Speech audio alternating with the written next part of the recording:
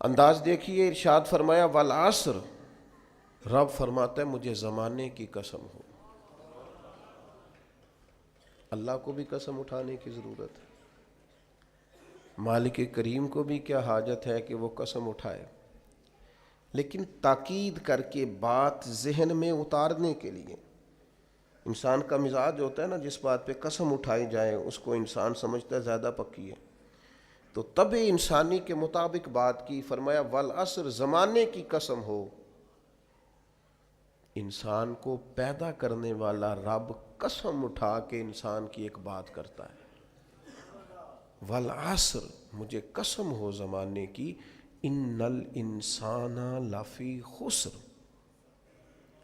انسان کو پیدا کرنے والا رب فرماتا ہے بے شک انسان خسارے میں، گھاٹے میں، نقصان میں۔ لوگ اس کو کہہ رہے ہیں بڑا سیٹ ہے، لوگ کہہ رہے ہیں بڑا کامیاب ہے، یہ بھی کہہ رہا ہے اللہ کا بڑا شکر ہے، لیکن پیدا کرنے والا رب، انسان کو بنانے والا، اس کو جاننے والا رب فرماتا ہے مجھے زمانے کی قسم ہو یہ نقصان میں ہے۔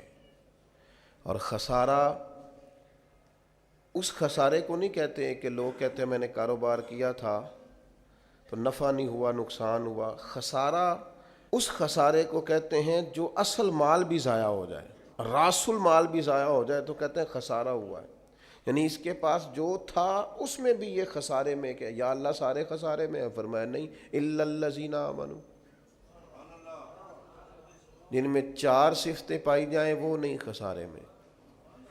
ان میں پہلی صفت یہ ہے کہ الا الذین آمنوا، بے شک وہ لوگ جو ایمان لائے، مگر وہ لوگ جو ایمان لے آئے، جن کا ایمان مضبوط ہو، جن کا عقیدہ ہو کہ اللہ ہمارا رب ہے، وہی پیدا کرنے والا ہے، وہی رزق دینے والا ہے، اسی کی تقدیر کا غلبہ ہے، رب کریم ذرے ذرے کو جانتا ہے، اللہ تعالیٰ نے جس حال میں رکھا ہے یہی حال میرے لیے بہتر ہے۔ انسان محنت پوری کرے، نتیجہ اپنے رب پہ چھوڑ دے، اسباب سارے جمع کرے، بھروسہ اپنے اللہ تعالیٰ پہ کرے، عقائد کے لحاظ سے پختہ ہو، اور پھر اس کا عقیدہ ہو کہ بعد از خدا بزرگ توئی قصہ مختصر، کائنات میں سب سے عرفہ والا، عظمتوں والے، شانوں والے، بلندیوں والے، رفتوں والے، کائنات کے امام، نبیوں کے امام، رسولوں کے امام، فرشتوں کے امام، محبوب مطلق اگر کوئی ہے تو جناب محمد رسول اللہ ہے صلی اللہ تعالی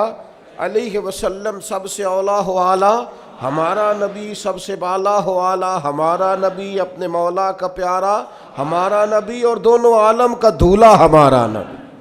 نظریاتی پختگی حاصل ہو، عقائد پختہ ہو، ایمان میں عقائد پوری طرح داخل ہے، عقائد اہل سنت کا پابند ہو بندہ۔ پھر ایک اور بنیادی عقیدہ ہے، اسی ضمن میں سارے عقائد آ جاتے ہیں، فرشتوں پر بھی ایمان ہو، اللہ کے تمام انبیاء پر ایمان ہو، اچھی بری تقدیر پر ایمان ہو، لیکن ایک بنیادی عقیدہ جس کو عقیدہ آخرت کہا جاتا ہے، اس پر انسان کا ایمان ہونا بڑا ہی ضروری ہے۔ اگر آخرت پر ایمان کمزور ہو جائے تو دنیا میں جتنے بھی عمل ہم کرتے ہیں یہ سارے کمزور ہو جائیں۔ یہ جو لوگ ڈپریشن میں، ٹینشن میں، انزائٹی میں چلے جاتے ہیں اور ایک بات بار بار کرتے ہیں کہ میرے ہی ساتھ ایسا کیوں ہوتا ہے، آخر بڑی ہی کوشش کے بعد میں ہی ناکام کیوں رہ گیا، تو انہیں بتایا جائے گا کہ کامیابی پتہ کیا ہے؟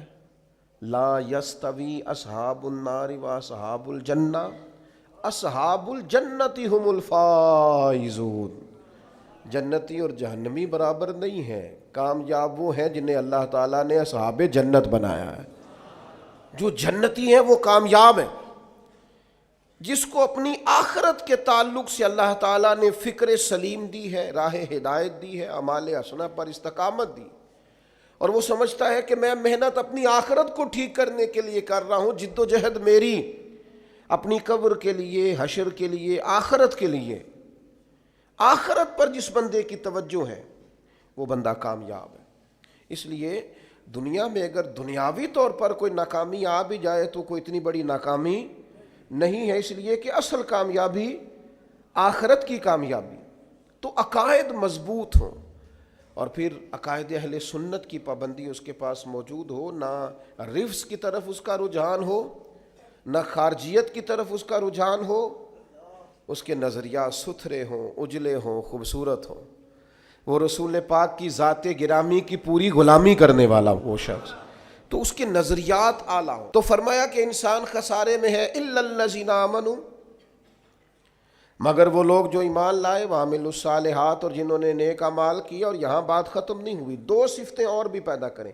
یہ دو باتیں ان کی اپنی ذات تک تھیں، آمنوا وعملوا الصالحات، یہ دو باتیں ان کے اپنے لیے تھیں۔ اب وہ سوسائٹی کو کیا دیں؟ دو کام معاشرے کے لیے بھی کریں، وتواصوا بالحق، حق بات کی نصیحت کریں وہ معاشرے میں، خیر کی بات کی نصیحت کریں، وائرل باتیں نہ کریں کہ آج کل یہ موضوع چل رہا ہے تو ذرا میں اس پر بولوں گا تو کچھ ویوز میرے بھی بڑھ جائیں گے، وائرل باتیں نہیں کریں وہ، وتواصوا بالحق، وہ حق بات کی نصیحت کریں، کلمہ حق کہیں اور حکمت کے ساتھ کہیں، ادعو الی سبیل ربک بالحکمہ، دانائی کے ساتھ کہیں، لوگوں کو سمجھانے کی نیت سے کہیں، کلمہ حق ان کی زبان پر آئے۔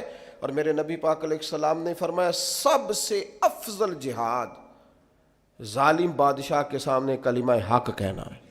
آپ حق کے ساتھ کھڑے ہوں، پھر آپ لوگوں کو امر بالمعروف کریں، پھر نہی عن المنکر کہیں، اور وہ بھی بندہ دیکھ کے نہیں۔